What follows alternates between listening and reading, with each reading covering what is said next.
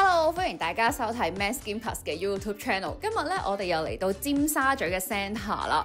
咁咧，今日咧就唔係拍一個打機即係做儀器嘅村民啦，唔係。今日咧，其實顧名思義已經喺台面嗰度，就係一個 Juvederm。咁今日咧翻嚟。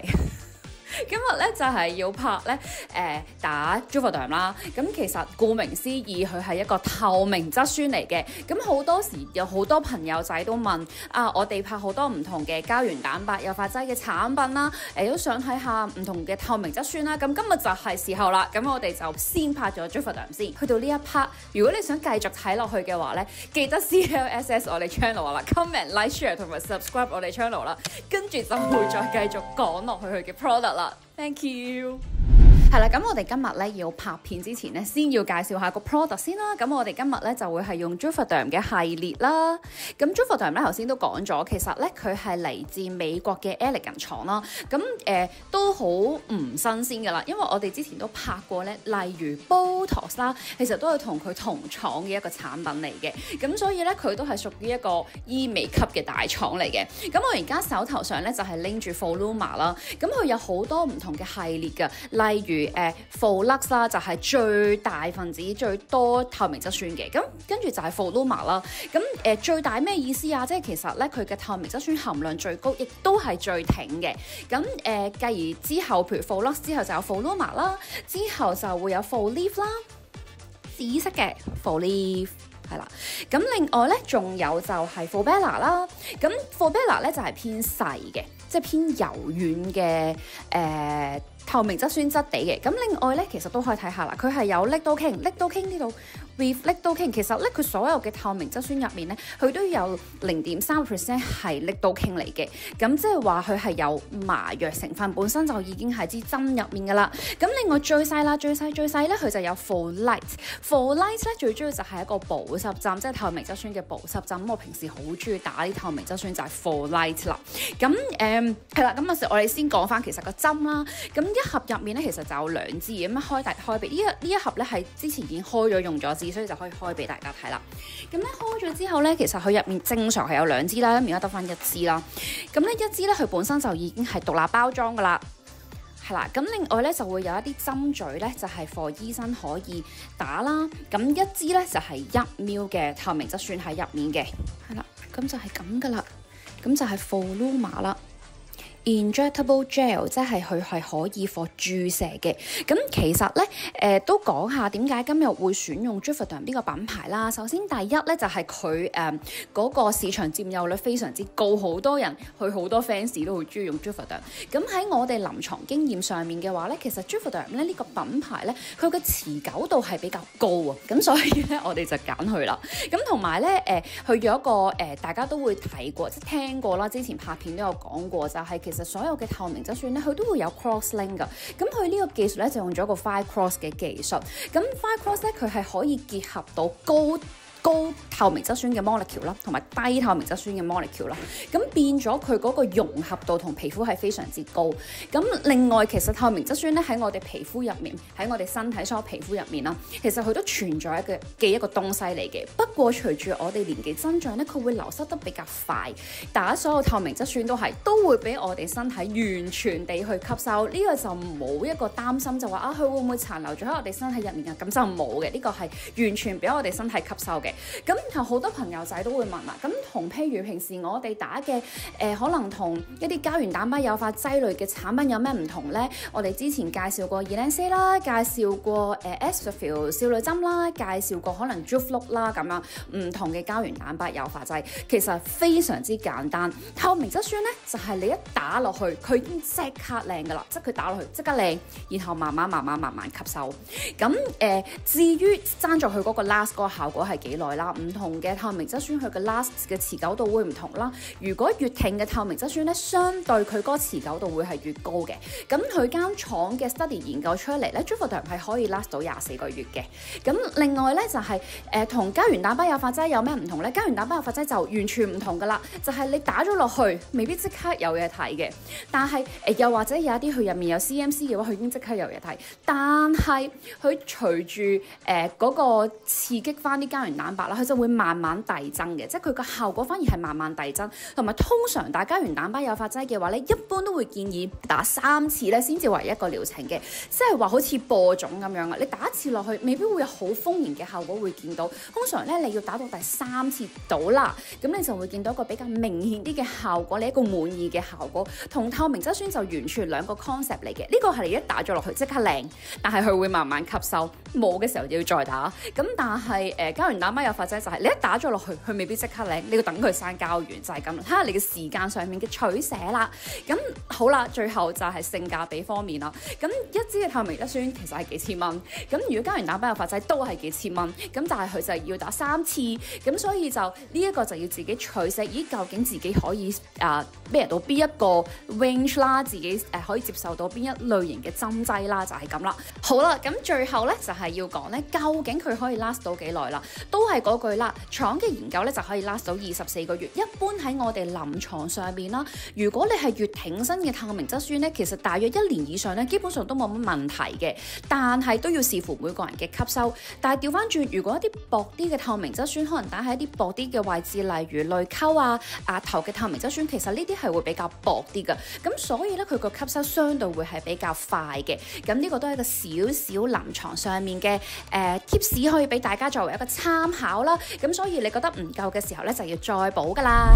好啦，咁咧嚟到我哋拍攝現場啦。今日咧就請到靚女 Grace 啦，係啦，咁啊過嚟俾我哋拍打針。咁你見大家都見到佢咧，其實呢個樣咧係非常之咁靚女嘅。咁但係咧後生女啦，但係咧打乜鬼針咧？咁啊問下你先，咁點解要打咧？因為我覺得塊面咧有啲凹啊，即係嘭啲會後生啲靚啲。邊個？你覺得邊個位凹啊？你可以攞鏡。主要都係呢啲位咯，即係中間面中間。係啦。然之後我化妝，平時化妝咧都會特登去即係 pump up 呢啲位。打光影。係啊，所以就直接打呢啲會更加靚自然，素顏都會靚啲啊嘛。素顏係啊係啊，同埋你介意嘅黑眼圈。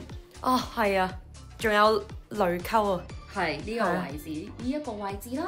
咁其實咧見到 Grace 咧，其實本身係真係一個靚女嚟嘅。少女冇理由少女都會覺得自己有下垂啊咁嘅情況啊嘛，係咪？咁啊完全唔係，唔係佢只係咧，其實係想令到個樣望落去咧更加精神，可以改善翻個倦容嘅情況，即係可以望落去更加精神、更加精緻啲咁樣。咁其實咧，我哋今日咧當然喺拍呢之前啦，我哋都有個溝通咗先嘅。咁咧，其實 Grace 咧最介意就係個虎紋嘅位置啦，係啦。咁另外咧就係我哋叫做內蘋果肌再加淚溝呢一個位置，好多女仔都有呢個問題嘅。咁其實呢個係好多人有機會係天生嘅，即係唔係個個女仔咧生出嚟咧呢度都脹卜卜啊，係唔係嘅？其實好多時咧，真係你要個 volume，我哋叫做要個立體感咧，係真係要打針嘅咁樣咯。咁好少人係會天生就本身兩個波波喺呢個位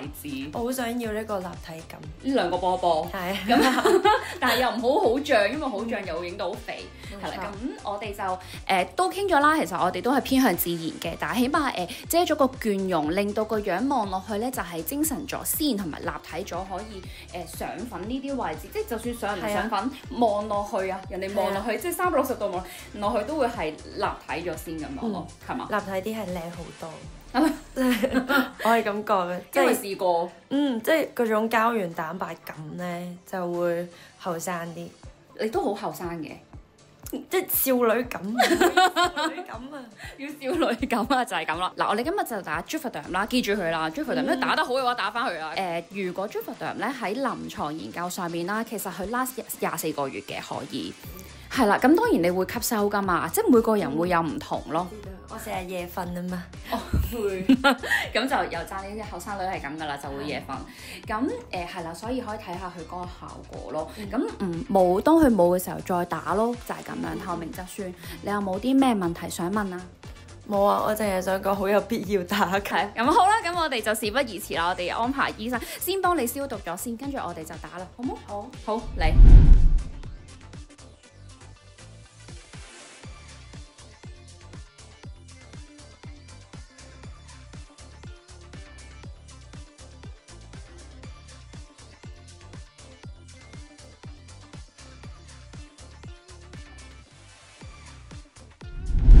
好，咁我哋依家咧就準備去呢邊醫生開針。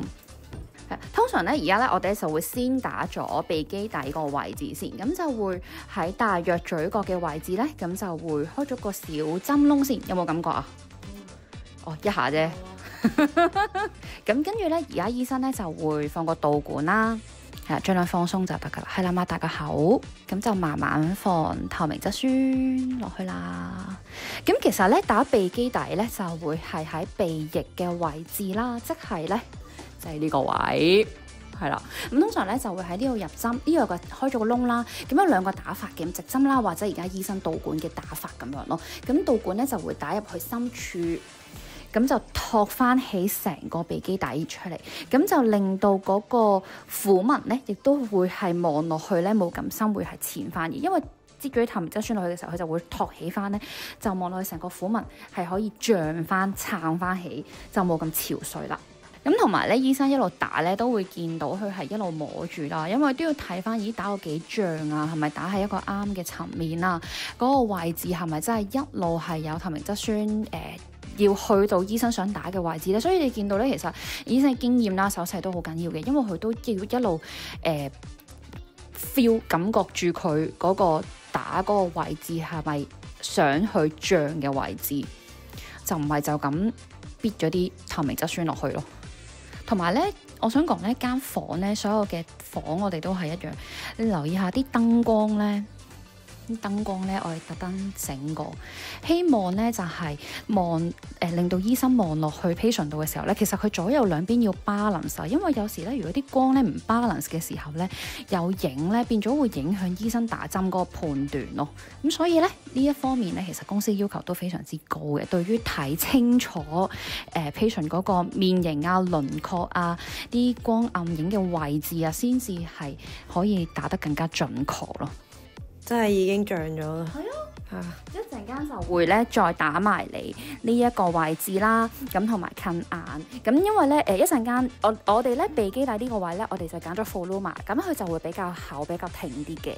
咁到呢一個位咧近眼嘅位置咧，就唔可以揀啲咁厚嘅、咁結身嘅透明質酸，咁就用 Volleaf 啦，因為會打埋喺蘋果肌呢個位托翻起去，遮埋個黑眼圈。咁醫生今日咧就會幫你揀 Volleaf 去打。咁因為你本身隻眼唔係真係好粒啊，咁有啲人好粒嘅話咧就可以打 Volbella。咁但係係啦，咁但係呢個 Volbella 咧打完之後咧會有少少腫。如果你嘅眼本身唔係好粒再腫嘅話咧，就會驚你覺得比較腫，所以我哋就揀咗打 Volleaf 就可以托翻呢一個位置咯。咁樣打完之後會仲更加精神。好啦，咁而家咧就醫生開針啦。咁我哋每一次咧都會喺 patient 面前開針，咁就個 label 咧轉頭就會貼翻落去佢嘅 record 度啦。咁醫生嘣嗰個藍水咧就係做消毒嘅，係啦，可以挨落去啊。咁做之前咧都會係先睇翻你嗰個眼嗰個粒啦，即係摸咗跟住先打。成日咧喺拍片嘅過程咧，都好多人話咧呢一支咁長嘅嘢咧好恐怖啦。但係其實可能我哋睇咗好多次啦，我哋跟咗好多次啦。咁咧呢支咁長嘅嘢咧，先一啲都唔恐怖，反而咧嗰支針嘴咧仲恐怖，因為嗰個針嘴即係開窿嗰個先係一個尖嘅針。呢一支長嘅咧，佢係鈍嘅骨嘅。所以咧放入去咧，佢係唔會即係令到皮膚入面有其他嘅破損啊，所以反而用導管咧係最舒服同最安全咯。咁都係啦，一路打咧，其實醫生一路都要摸住啦 ，feel 住佢究竟係咪打啱嘅層面啦，打啱嘅位置啦，慢慢trace 啊或者出入去。打翻一個啱嘅層面咁樣嘅，咁其實 Grace 嘅感覺咧，應該就 feel 唔到佢就係會係 feel 到慢慢有嘢撐住脹住咁樣，同埋會有少少拉扯嘅感覺咯。咁喺鏡頭度咧就會明顯見到，其實我哋自己喺現場就好明顯見到已經係撐翻起咗。好，咁而家打咗一半啦，咁啊俾你睇下先，見唔見到啊？好似翻2年前。同埋佢第一下長針係唔痛嘅，就係可能長針之後嗰個步驟有少少痛，但係都冇乜嘢。係，其實好明顯見到佢呢邊咧，好明顯個黑眼圈係托起咗，變咗遮住咗，同埋呢一度呢個蘋果肌個位置升起咗咧，變咗個樣會立體，同埋咧喺鏡頭就會見得到啦。因為佢立體咗，所以會影到呢邊面望落去咧會有啲瘦面嘅效果，但係其實係冇打過瘦面，只不過因為佢係立體咗，即係拉前咗啊，將件事，所以就冇呢邊面咁闊咯。呢邊未打就會闊啲，呢邊打咗反而係望落去呢個樣會係可以做到瘦面嘅效果咯。好，咁啊轉頭一次過打晒兩邊之後，我哋再影 before after 就會再清晰啲咯。同埋都可以 side check 下啦，啲同事咧試過有人問咧，做咩要喺度拍，其實係幫你分散下注意力，喺度安撫下你。我哋有啲同事咧就即係冇特定嘅，咁有啲同事會咁樣安撫，有啲同事好似佢咁樣就會咁樣安撫，即係分散下啲注意力，幫唔幫到手？好幫到，你千祈唔好停。跟住我都試過咧，因為呢一樣嘢咧揾個按摩錘啦，即係嗰啲咧，跟住係唔得嘅，係會仲加強咗個緊張感。係啦，醫生就會最後就會 check，同埋再去推返順少少咁樣個透明質酸，你應該咧會有少少痹痹地嘅感覺㗎。係因為本身透明質酸入面佢有少少嘅麻藥成分，所以又會有少少嘅痹痹地嘅感覺嘅，唔係麻膏嗰種。唔該，Doctor，好好啊，我覺得。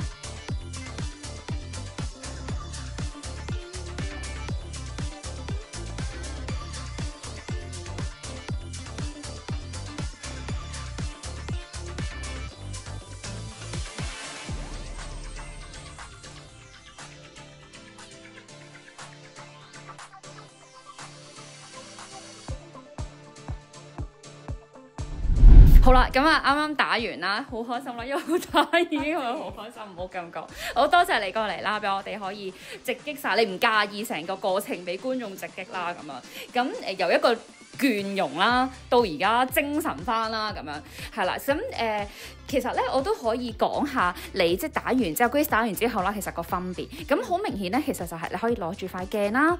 咁一打完咧，我自己好明顯見到係成個鼻基底呢個位撐翻起先嘅。係啦，咁另外咧就係醫生打咧，佢係幫你鋪咗喺近眼圈同埋喺呢一個位置。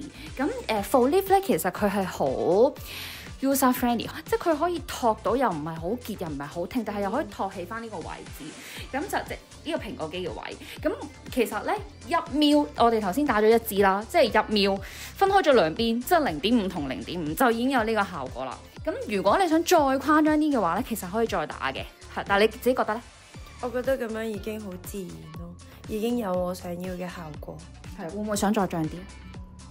唔使啦。OK，唔係因為我自己化咗妝之後都會有嗰啲即係脹地嘅係效果。係啊，所以就應該咁樣已經好好啦。喺素顏嘅時候自己覺得滿意就已經 OK 啦，唔好再脹係嘛？如果咪就好假啦成。係啊，就韓妹。咁係最主要係想成個樣望落去精神，喺素顏嘅時候見到落去都會精緻啲，自己開心啲咁樣。成日都講其實咧女仔打針咧就唔好為咗人哋打，即係為咗自己打，自己覺得係啊，我自己睇落去開心就夠啦，唔好為咗人哋打，絕對係。咁係啦，咁都多謝 Grace 啦，今次係啦，咁咧都提翻啦。其實我哋啱啱打完針咧，最緊要就唔好摸塊面啦，因為驚個針窿會有感染。咁唔好飲酒，因為飲酒咧就會做咩事啊？我知㗎啦，飲酒就會腫，係啦。咁同埋咧就唔好做一啲熱能嘅嘢，呢個月都唔好。例如譬如可能一啲高能量嘅射頻啊、HIFU 啊呢一類都唔好做住，因為會加快凡熱能嘅嘢都會加快透明質酸嘅代謝同吸收，所以就唔好啦。咁另外譬如一啲好熱嘅嘢，例如焗桑拿啊、浸溫泉啊，呢啲都唔好住，咁啊可以 last 得耐啲。咁冇咩特別要注意，唔好摸佢咯。咁我試過咧，真係純分享。我試過真係唔好摸佢，唔好搞佢，唔好壓佢。我試過個客咧打完個額頭啊，跟住走咗去按摩。咁按摩咧要瞓落去嗰個窿度噶嘛，跟住壓住咗條痕出嚟，係啦，跟住要翻嚟去再俾醫生再去好似搓泥膠咁係咁整，所以就真係唔好摸佢，唔好壓佢，好好留意，好好留意，冇錯啦，就係咁。咁係啦，多謝你啦，今日有冇其他問題想問？冇啊，我好開心啊而家。多謝你，咁都係啦。記得如果你中意睇我哋拍攝唔同小短片啦，介紹唔同嘅針劑、唔同嘅儀器嘅話咧，記得 CLSS 我哋 channel 啦，comment、like、share 同埋 subscribe 我哋 Mass Skin Plus YouTube channel 啦。Thank you。